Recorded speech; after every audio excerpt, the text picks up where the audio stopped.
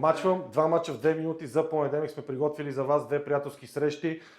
Както се казва, отборите ще направят последните фините настройки преди световното. Виждате скандинавско дерби между Норвегия и Швеция. Може да кажем, че последните 5 мача помежду им са гол-гол. Норвегия в 6 мача няма загуба от Швеция, доста успешно игра срещу тях, като цяло са с по-добрите футболисти. Тук също е важно да отбележим, че някои могат да играят заради финала на Шампионска лига, примерно като Гьокереш и като Йодегард, даже най-вероятно няма да играят.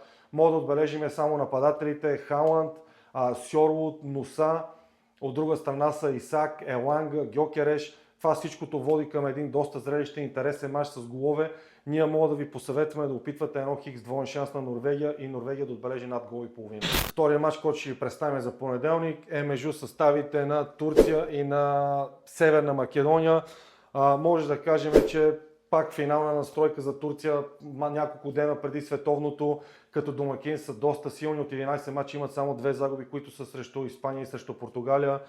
Всичко ще бъде налично. Единствено има някакви съмнения дали Чалханоглу ще успее да запише някакви минути в този матч или ще бъде съхранен. От друга страна, македонците са доста зле като гост срещу читавите отбори, доста голове получават, играят доста слабо, не могат да намерят стадиона, както се казва на наш език.